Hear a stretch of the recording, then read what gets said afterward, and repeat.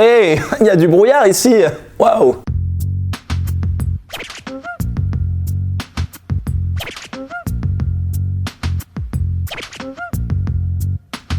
Et on en cause cette semaine en Charente, de plus en plus de lycéens se mettent au vapotage, enfin à la vape quoi. Selon l'Observatoire des drogues et toxicomanies, ils sont un tiers à avoir tiré sur une cigarette électronique, alors même que le produit est interdit à la vente aux mineurs. En même temps, on a l'impression d'être dans un magasin de bonbons, chamallow, barbe à papa, cagouille. Bon après le lycée on connaît, hein, ça fonctionne par mode, il y a eu Snapchat, la tectonique, et bientôt ça sera peut-être lire le journal dans la cour de récré. Oh t'as vu mec, il y a Balzac qui est honoré ce week-end à Angoulême. C'est qui Balzac? Bah les gars, Balzac c'est un... Oh vas-y, elle s'informe avec son smartphone. Oh non. C'est le journal papier le truc cool. Vas-y t'abuses Julie là. Alors faut-il s'alarmer de cette tendance? Les études se contredisent sur la dangerosité du vapotage. Ce qui est sûr, c'est qu'il faut pas mettre n'importe quoi à l'intérieur. Parfum liquide de frein. Un lycéen cognassé a fini aux urgences pour de graves hallucinations et il a émis un composant de cannabis à l'intérieur.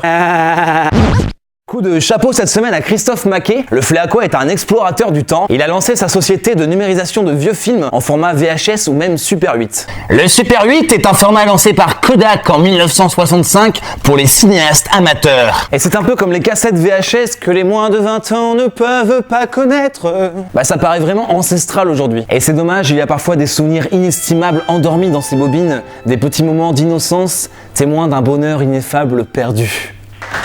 Merci.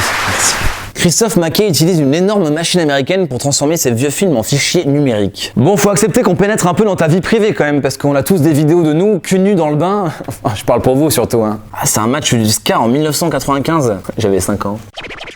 Mais d'où viennent ces boulettes mystérieuses qui tombent dans le village de Louzac-Saint-André? Jean-Pierre Bruand a fait appel au lecteur de CL pour sonder le mystère et vous avez été imaginatif comme d'habitude. Marco Polo 3 a procédé par déduction, a priori pas un insecte, pas un oiseau, pas un avion, donc on peut soupçonner une météorite qui se désintègre juste à cet endroit. Enfin le mec ça serait quand même pas de chance qu'il ait une météorite qui tombe juste sur sa maison. Vu la taille des boulettes ça doit être plutôt une météorite, une petite météorite. Je vais me désintégrer.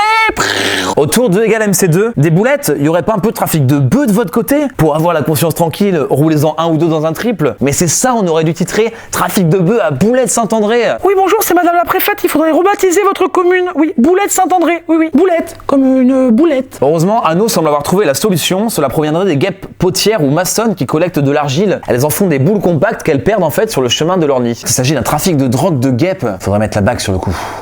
Ouais, c'était l'épisode 41 de l'électron libre. Franchement, l'électron libre ça défonce, c'est gay et bien. Pas un truc de bolos quoi. Donc suivez-nous, regardez.